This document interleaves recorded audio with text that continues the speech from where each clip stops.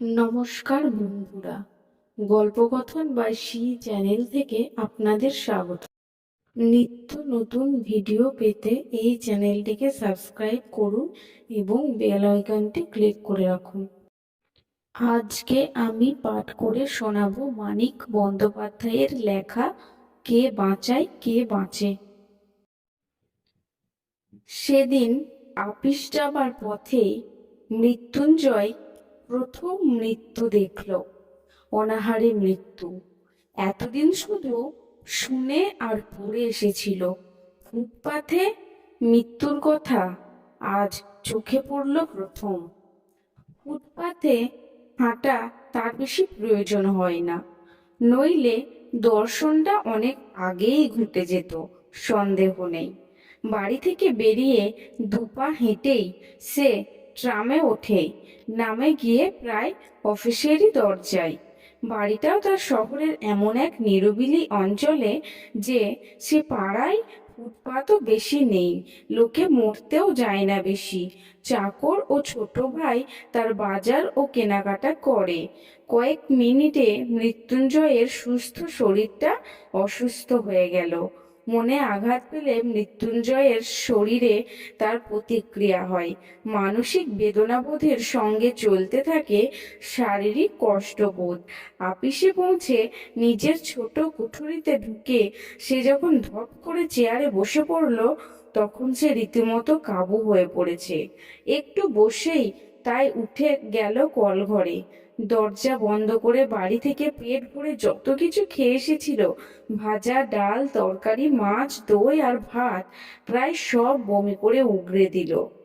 পাশের কুঠুরি থেকে নিখিল যখন খবর নিতে এলো, কলঘর থেকে ফিরে মৃত্যুঞ্জয় কাঁচের গ্লাসে জল পান করছে। গ্লাসটা খালি করে নামিয়ে রেখে সে শূন্য দৃষ্টিতে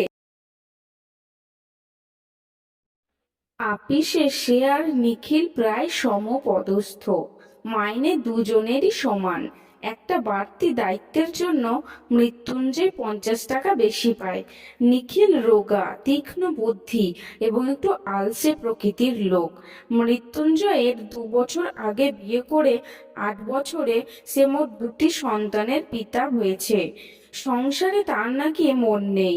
অবসর জীবনটা সে বই পড়ে আর একটা চিন্তার জগৎ গড়ে তুলে কাটিয়ে দিতে চায়। অন্য সকলের মতো মৃত্যুঞ্জয়কেও সেও খুব পছন্দ করে, হয়তো মৃদু একটু অবজ্ঞার সঙ্গে ভালোওবাসে। মৃত্যুঞ্জয় শুধু নিরীহ, শান্ত, দরদি ভালো মানুষ বলে নয়, সৎ ও সরল বলেও নয়, মানব সভ্যতার সবচেয়ে প্রাচীন ও সবচেয়ে পচা ঐতিহ্য আদর্শবাদের কল্পনা তাপস বলে। মৃত্যুঞ্জয় দুর্বলচিত্ত, ভাবপ্রবণ, আদর্শবাদী বলে কোনো কথা ছিল না। দুটো খোঁচা দিয়ে খেপিয়ে তুললেই তার মনের পুঞ্জ পুঞ্জ অন্ধকার বেরিয়ে এসে তাকে অবজ্ঞ করে দিত। কিন্তু মৃত্যুঞ্জয়ের মানসিক ক্রিয়া প্রতিক্রিয়া শ্লথ, নিস্তেজ নয়। শক্তির একটা উৎস আছে তার মধ্যে। অবয়বকে শব্দরূপ দেবার চেষ্টায় যে শক্তি বহু ক্ষয় হয়ে গেছে মানুষের জগতে, তারই একটা অংশ। নিখিল পর্যন্ত তাই মাঝে মাঝে কাবু হয়ে যায় মৃত্যুঞ্জয়ের কাছে। মৃদু ঈর্ষার সঙ্গেই সে তখন ভাবে যে নিখিল না হয়ে মৃত্যুঞ্জয় হলে মন্দ ছিল না। মৃত্যুঞ্জয়ের রকম দেখেই নিখিল অনুমান করতে পারল বড় একটা সমস্যার সঙ্গে তার সংঘর্ষ হয়েছে এবং শার্শিতে আটকানো মৌমাছির মতো সে মাথা খুঁড়ছে সেই স্বচ্ছ সমস্যার অকারণ, অর্থহীন, অনুচিত কাঠিন্যে। কি হলো হে তোমার? নিখিল সন্তর্পণে প্রশ্ন করল। মরে গেল, না খেয়ে মরে গেল।